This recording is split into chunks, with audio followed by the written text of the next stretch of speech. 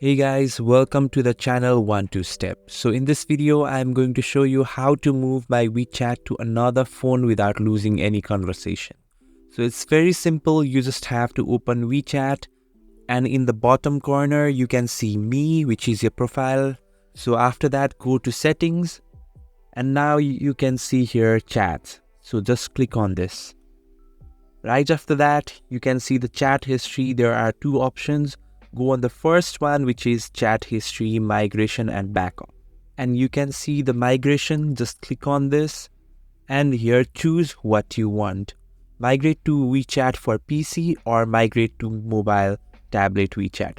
I'm going to migrate this to mobile. So just click on this and select chats to migrate.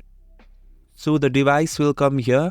So I'm not migrating, so it isn't available here. So in this way, you can just move your WeChat to another phone without losing any conversation. So thanks for watching the video. Please follow for more contents and do not forget to subscribe the channel. Thank you.